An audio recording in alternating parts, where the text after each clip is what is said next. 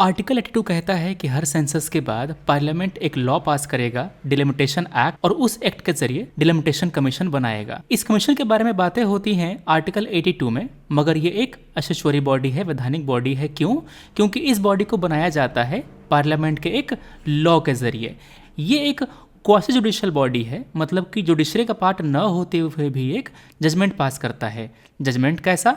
ये बताता है कि किसी भी राज्य में कितनी विधानसभा की सीटें होंगी, कितनी लोकसभा की सीटें होंगी, उनका बाउंड्री क्या होगा और कौन कौन सी सीटें ST SC के लिए रिजर्व करी जाएंगी। ये सारा जो डाटा है, ये सारा जो डिसीजन है, वो जनगणना के डाटा के आधार पर लेता है। ओके, तो यूपी में कितनी विधानसभा की सीटें, कितनी लोकसभा की सीटें होंगी, ये सारा डिलिमिटेशन कमीशन ही तय करता है। और कौन सी सीटें रिजर्व करी जाएंगी, वो भी यही तय करता है। वो कोशिश ये करता है कि ये जो कंस्टिट्यूंसी है वो इस तरह से बनाए जाएं ताकि सारी कंस्टिट्यूंसी में करीब करीब सेम पॉपुलेशन हो, मतलब कि एक MP same number of population को रिप्रेजेंट करे, एक MLA सेम पॉपुलेशन को रिप्रेजेंट करे। मतलब कि अगर दो अलग अलग MLA हैं तो उनके अंदर जनसंख्या करीब करीब सेम ही रहे। ओके, हाँ, ये बात अलग है कि MP का कंस्टिट्यूंसी बड़ा होता है तो MP के अंदर ज़्यादा जनसंख्या आएगा।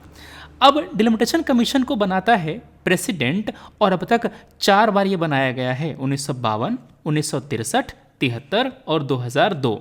ये काम करता है इलेक्शन कमीशन के साथ मिलकर के। इसमें सुप्रीम कोर्ट का एक जज होता है, रिटायर्ड जज, जो इस कमीशन को चेयर करते हैं।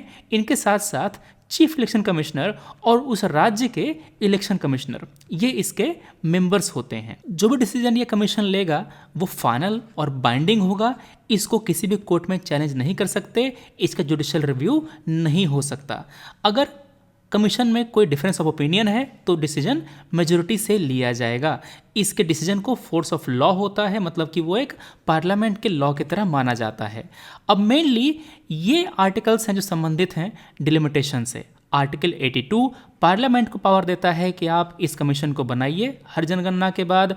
आर्टिकल 170 कहता है कि हर जनगणना के बाद असेंबली की जो सीटें हैं वो रीएडजस्ट करी जाएंगी।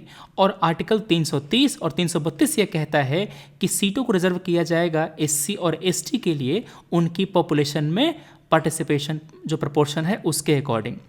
327 आर्टिकल ये कहता है कि पार्लियामेंट के पास पावर होगा इलेक्शन के रिगार्डिंग लॉ बनाने का। और आर्टिकल 29 का जो क्लाउज A है वो ये कहता है कि डिलिमिटेशन कमीशन के ऑर्डर को किसी भी कोर्ट में चैलेंज नहीं किया जा सकता। अब सवाल पूछा UPSC प्रीलिम्स में 2024 में ये वाला, इसका आंसर आप बताएंगे कमेंट सेक्शन में।